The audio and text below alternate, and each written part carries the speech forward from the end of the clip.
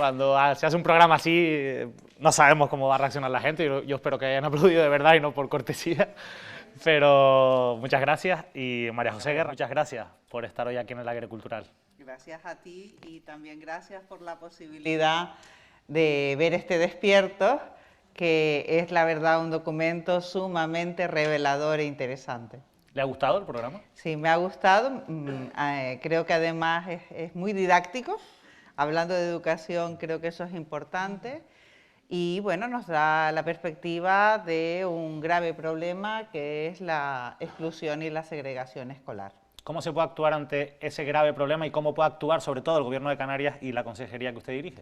Bueno, lo primero es que ya creo que es un problema diagnosticado, los datos son claros y en otras comunidades se empieza a avanzar en pactos contra la segregación. Hoy mismo salían noticias respecto a Cataluña, cómo se había firmado ese pacto y cómo ahora, a la hora también de ponerlo en práctica, con el proceso de admisión del alumnado, empezaban a surgir tensiones. El acuerdo tiene que ver con el reparto, volvemos al principio, la cuestión de la justicia distributiva, entre los distintos colegios del alumnado en relación no solo a su origen social, sino también a las necesidades especiales que pueden tener, a otros factores como su procedencia geográfica, en el caso de hijos e hijas de familias migrantes, etc. Así que creo que ya en otras comunidades hay una línea abierta y que una posibilidad es trabajar para intentar minimizar al menos esos procesos de exclusión y de segregación. ¿Por qué en Canarias no existe un plan de esas características? Bueno, no existe todavía, estamos empezando, de hecho en el documental se ve a mi antecesora y hay que desarrollar toda una agenda política y una agenda legislativa y también al hilo de lo que va a ser la tramitación de una nueva ley educativa que tiene a la equidad como valor fundamental, precisamente porque en los últimos años, a partir sobre todo del 2013 y de la LOMCE, la desigualdad educativa y los procesos de exclusión y segregación se han agudizado. Hay que corregir esa tendencia y volver a instaurar mayor equidad en el sistema. Una de las cuestiones por las que no hay mayor equidad, o por lo menos una de las cuestiones que hemos visto en este programa, nos la comentaba José Luis Montes de Oca, que es el director del Colegio Galicia, cuando él decía que esos problemas, esas dificultades se acrecientan con la edad y que hay que meter muchos más recursos en la educación pública que no se están metiendo. ¿Por qué no se están metiendo y ustedes van a meter más recursos en ese sentido? El compromiso es el de llegar al 5% del PIB. Este es un gran asunto porque estamos saliendo también y tampoco se ve demasiada claridad en el horizonte, desgraciadamente, pero estamos saliendo de una etapa de brutales recortes en todo lo que asimilamos a estado del bienestar, también en educación. Poco a poco se van revirtiendo medidas. Una que hemos tenido que gestionar este año es, por ejemplo, la reducción horaria en secundaria. Los profesores estaban a 20 horas lectivas, han pasado a 18, eso ha supuesto la incorporación de 1.400 profesores al sistema. Eso significa también reducción de las ratios, es decir, que tiene que ser progresivo. Hay que pelearse decididamente por los presupuestos en educación, pero también hay que lograr fórmulas de gestión eficaz para precisamente afrontar estos problemas. Yo ayer estuve en el Instituto de Xiamán, ¿no?, en Las Palmas de Gran Canaria. Efectivamente hay que meter más recursos en esos centros que además con los nuevos mapas escolares tenemos identificados, donde hay mayor problema, donde las familias tienen una renta menor, donde también hay otro tipo de problemas sociales ahí tiene que estar todo el esfuerzo precisamente para que haya medidas de intervención y medidas compensatorias de la desigualdad. ¿Cuándo esperan llegar a ese 5%? Si dependiera de mí, pero ya saben que quien controla los presupuestos no es la Consejería de Educación, Universidades, Cultura y Deporte, sino otra consejería. Es decir, Bueno, pero son el mismo gobierno, ¿no? Somos el mismo gobierno, pero resulta que si hay alguien que reparte, como veíamos al principio. Y efectivamente el marco sigue siendo legalmente muy restrictivo.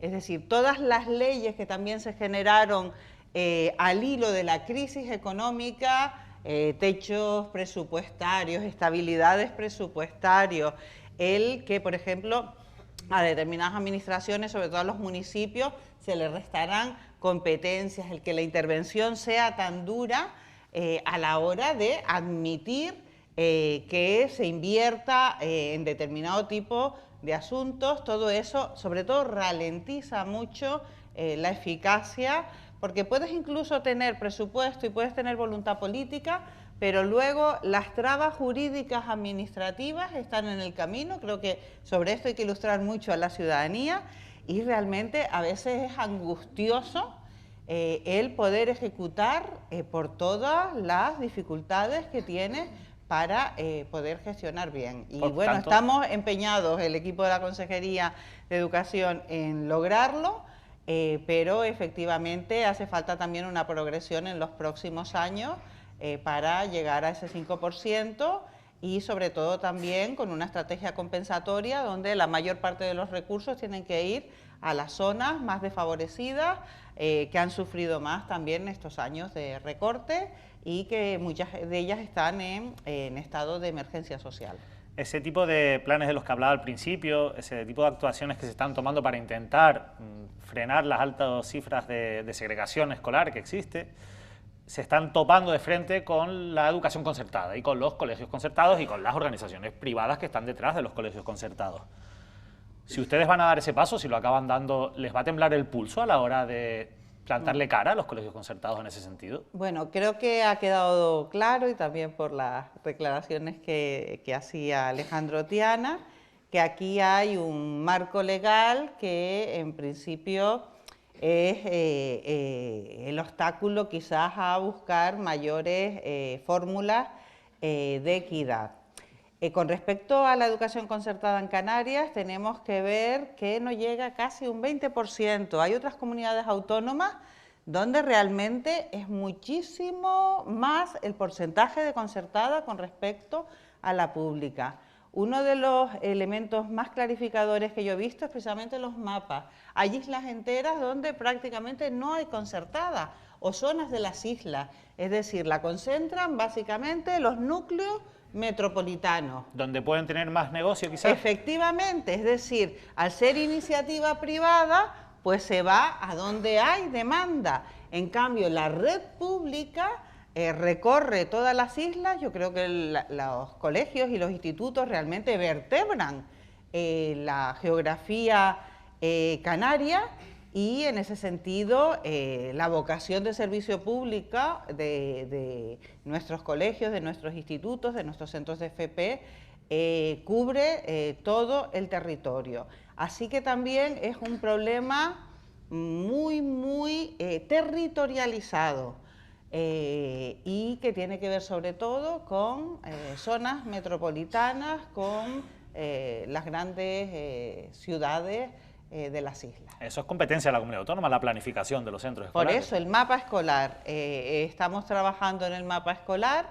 Ahora, además, con este añadido de que podemos saber por zonas también las rentas de las familias, y eso ya es un instrumento fundamental para repartir recursos. Y por supuesto que los recursos tienen que ir a las zonas más desfavorecidas y más empobrecidas. Los colegios concertados cobran una cuota a los alumnos, una cuota que es irregular, en algunos casos con unos ejemplos claros como los que hemos visto en el caso del hispano-inglés. No sé si usted conocía este ejemplo. Conozco otros porque efectivamente se han llegado en los últimos tiempos a la consejería y la inspección los ha investigado, los ha analizado y han salido resoluciones en este sentido. Quizás lo que quede por hacer es una circular para que los padres y las madres sepan que efectivamente no tienen que pagar ninguna cuota en la concertada, porque al final parece que es más un problema de falta de información de la familia que de otro tipo. Entonces quizás lo que tenemos que hacer es una mejor difusión y también que los padres y madres sepan que la consejería está para presentar efectivamente reclamaciones y que la inspección educativa tiene que investigar y pues poner las cosas en su sitio porque nos hemos comprometido a respetar la ley simplemente. Cuando dice que han visto algún tipo de o han llevado a cabo algunas actuaciones en este sentido, ¿cómo han acabado esas actuaciones? ¿Ustedes han sancionado algún colegio? Pues creo, vamos, no tengo noticia de sanción, que sea una sanción. Tampoco sé si hay un régimen disciplinario que quizás habría que tipificarlo, pero efectivamente, vamos, lo que creo que es una cuestión que se arregla también con información y que quizás donde está el fallo es que no se dé, que los padres y madres de las familias canarias no conozcan suficientemente este hecho, lo que la ley simplemente dicta. Con información en el hispano-inglés hubo padres y madres que cambiaron su parecer, que siempre pagaban ese dinero y dejaron de pagarlo, pero claro, hemos visto, usted lo ha visto también, 27 inspecciones en 10 años. ¿No le parecen pocas? No bueno, puede trabajar, bueno, sí puede trabajar, sí debe trabajar de oficio también la inspección. ¿Qué falta? ¿Faltan inspectores entonces? Bueno, ese es un asunto controvertido, puede ser efectivamente que sí, pero quizás falten instrucciones decididas de plantear esta cuestión. ¿Usted le da las instrucciones ahora?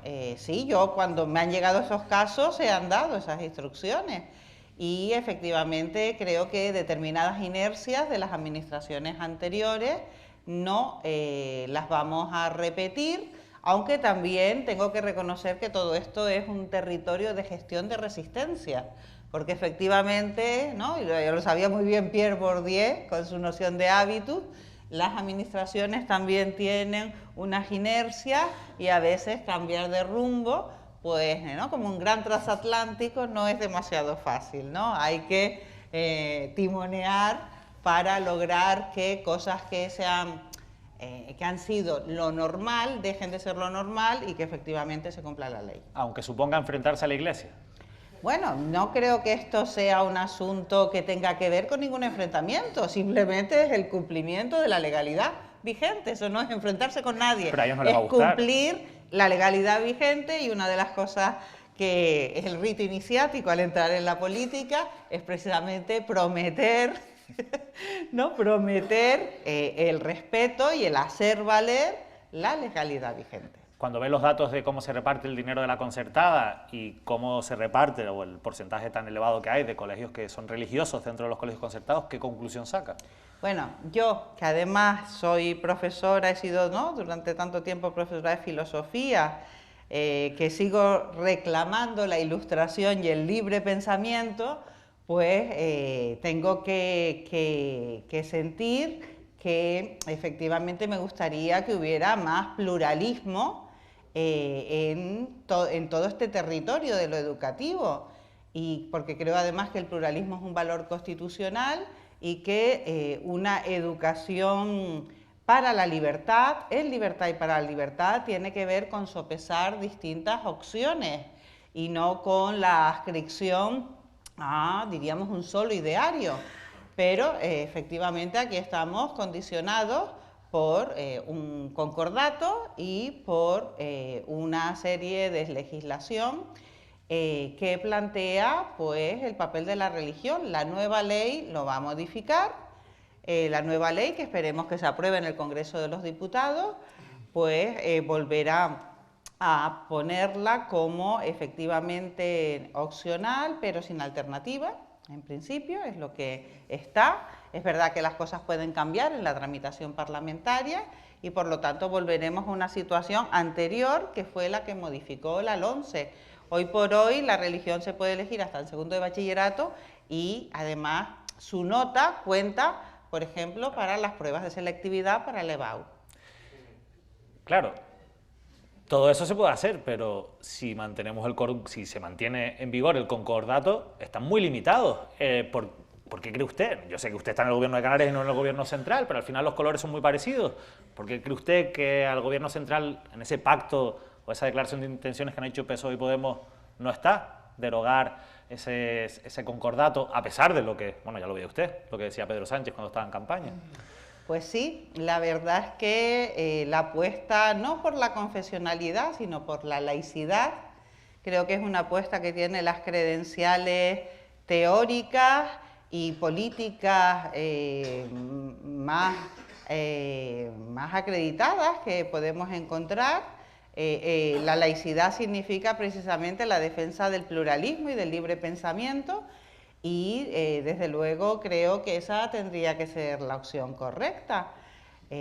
Al final la política, la realpolitik, la política real, pues supongo que sopesa presiones y pondera lo que es posible hacer en un momento determinado y en otro momento determinado. O sea que hay presiones bastante fuertes en ese sentido.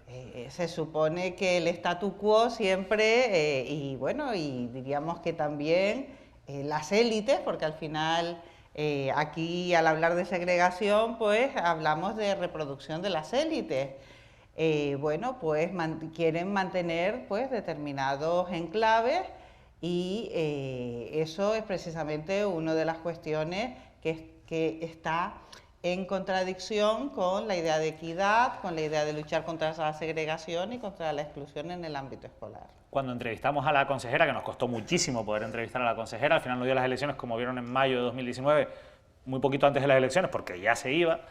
Y al principio de la entrevista ya estaba muy, muy contenta, al final ya no tanto, pero al principio estaba a ver cómo acabo yo. Estaba bastante contenta porque, de hecho, por eso aceptó la entrevista en un sitio como el IES de Guasa, después de 17 años en Barracones, porque esas obras iban a una buena velocidad e iban a acabar rápido. Sin embargo, pasado mes de noviembre nos encontramos, y conocemos cómo está la situación actual de la obra, con que esa previsión de acabar en enero de 2020 no se ha cumplido y la situación está bastante estancada. ¿Qué está pasando? ¿Qué ha pasado? Pues sí, realmente es de los grandes disgustos que no solo yo, sino todo el equipo nos hemos llevado, porque efectivamente todo era un camino triunfal y la obra se ha ralentizado, se le ha pedido explicaciones a la constructora. Es una constructora que no solo lleva ese instituto, sino un centro de formación profesional en Adeje y otro en Aruca. Y bueno, ahora se están negociaciones con la empresa. Surgen algunos problemas técnicos. ¿Qué se está negociando? ¿Cuál es el problema? Pues se está negociando modificaciones al proyecto. ¿Modificaciones económicas? Modificaciones que tienen que ver con el proyecto, con añadidos de aulas, con problemas que ha habido en la cimentación, con cuestiones a veces técnicas. La empresa quiere más dinero, entiendo. Pues supongo que quiere renegociar, y por eso hay un proceso abierto. La consejería ha llevado a rajatabla lo que es la normativa, pero está claro que haremos todo lo posible porque por fin, porque creo que es un tema ya de 17 años, pueda haber un instituto digno y decente para sustituir a lo que hemos visto.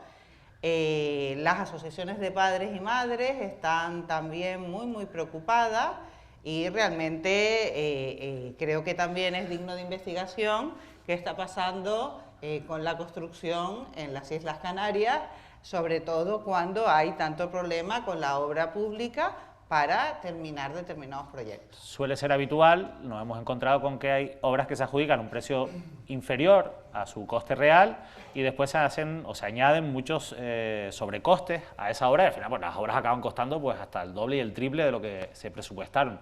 ¿Cree usted que hay algo de eso, que esta obra se licitó mal? Desde luego esta administración, sí le puedo decir, y quizás estas dificultades tienen que ver con esto, que es absolutamente exquisita con el cumplimiento de la ley, y que si estamos en esta situación es porque tenemos muy claro que lo fundamental es la buena gestión económica en este terreno de la construcción de las infraestructuras educativas. ¿Que hay piedras en el camino? Sí, pero desde luego lo que estamos haciendo desde el primer momento es transparente. Visitamos las obras, las visité con el alcalde de Arona, con el presidente del gobierno, hablamos con las asociaciones de padres y madres y en estos momentos se está intentando que la obra continúe porque desde luego es absolutamente prioritaria. ¿Estará para el próximo curso? Ojalá, vamos, todo mi deseo es que sí esté, pero desde luego hay elementos aquí muy difíciles de controlar, ¿no? También es verdad. ¿Cuántos centros hay similares a este en Canarias? ¿Cuántos barracones hay en centros Cuando educativos? llegamos, ¿no? 77. Es verdad que 77. 77. Se inauguró la Destila en Lanzarote y creo que desaparecieron 11. Había algunos que también están desapareciendo porque realmente seguían allí un poco por inercia, pero no han utilizado de almacenes y realmente no estaban los niños y las niñas allí. Puntos calientes, sobre todo Lanzarote, es la problemática, ¿no?, más grave, después un poco Fuerteventura y bueno, ¿no?, lo que queda sobre todo, ¿no?, aquí en el sur, ¿no?, en Guasa. ¿Y ustedes han presupuestado ya para dar soluciones a esto? Sustitución, por supuesto, de este tipo de instalaciones es una prioridad y ahora lo que estamos intentando es conveniar también con Cabildo para precisamente acelerar todos los procesos. Estos días, con la crisis del coronavirus, ha saltado esto de que los chinos son capaces de construir un gran hospital en 10 días. Les puedo decir que China no tiene la ley de contrataciones que tiene el Estado español respondiendo a la normativa europea, porque si la tuviera ese hospital de emergencia hubiera sido imposible. Es decir, realmente iniciar una obra, proyecto, licitación, contrataciones, es un proceso que, ¿no?, desde el punto de vista de las necesidades que hay que cubrir, es muy angustioso porque lleva un nivel de tramitación muy detallado, muy largo, a la que está dedicada además muchísimas personas en las administraciones. Un nivel de tramitación largo, pero al final todo pasa por el dinero, básicamente. ¿Ustedes hay algo presupuestado en el primer presupuesto de este año ya para actuaciones de estas características? Sí, para proyectos, y es una absoluta prioridad en la política de infraestructura, la sustitución de esto. Quizás tendríamos que tener también perspectiva comparada de lo que ha pasado en otras comunidades autónomas, porque comunidades como Cataluña, como Valencia o como Baleares han tenido y tienen problemas similares. Es decir, no es una especificidad solo canaria. Por ejemplo, el gobierno valenciano, que ya lleva una legislatura, está trabajando firmemente también en este objetivo de erradicación de este tipo de instalaciones. Consejera, ustedes llevan 7, 8 meses gobernando. A nosotros, desde el 18 de julio. Se lo sabe bien, ¿no? Sí, cambió mi vida. A nosotros, la gente que les votó, imagino que espera que cambie la vida de ellos también. Y eso es lo que esperamos. Vamos a ver si ocurre, pero nosotros le hacemos un seguimiento a los asuntos que tratamos en Despiertos. No podemos hacer siempre Despiertos sobre la misma temática, pero nos gusta seguir las cosas. Si dentro de 1 año, 2 años, cuando pase el tiempo, queremos volver a hablar con usted, necesitamos datos, ¿van a tardar meses y meses como el anterior gobierno o van a ser un poquito más transparentes? Yo estoy aquí, creo que no, que lo comentaste el otro día. Creo además, para mí es un componente fundamental el diálogo abierto con la comunidad educativa, si no, no estaría aquí. Creo que además en Canarias partimos de pactos muy importantes. El desarrollo de la Ley Canaria de Educación Universitaria del 2014 es un dato fundamental, fue consensuada por todas las fuerzas políticas, partió de una iniciativa legislativa popular. El Consejo Escolar de Canarias también tiene representación de todos los sectores. Ahora uno de los elementos fundamentales es la nueva ley educativa. si por fin se aprueba y derogamos la LONCE, y para eso pues ya hemos tenido una primera reunión con los sindicatos y también justo esta mañana tuve una reunión con las federaciones de asociaciones de padres y madres de todas las islas para explicar líneas prioritarias, ver calendario de encuentro. Y para mí este trabajo no tiene otro sentido que el de servicio público y el de intentar solucionar los problemas del sistema educativo canario y entre ellos el afrontar la segregación y el postular la equidad como base fundamental del sistema. Pues María José Guerra, la verdad es que hasta ahora en esta silla solo habíamos en 6 estrenos conseguido que se sentase un político, que era Narváez Quintero, el exconsejero de Agricultura, que vino aquí en el estreno de Oro Parece. Usted es la segunda. Ojalá que cunda el ejemplo. Usted se lo puede decir a sus compañeros de gobierno. Mira, que estos chicos de Despierto no se comen a nadie, que el público también es buena gente, que viene aquí, aplaude y se abuchea, pues tampoco pasa nada. Yo la verdad que no tengo demasiado pánico escénico, porque toda la vida he sido profesora, además mi área es la ética y la filosofía política y tengo el hábitus de debatir. Es decir, que para mí no es ningún quebranto, sino todo lo contrario. Un placer estar aquí hablando de educación y de cómo mejorarla en Canarias. Pues María José Guerra, muchísimas gracias por habernos acompañado hoy.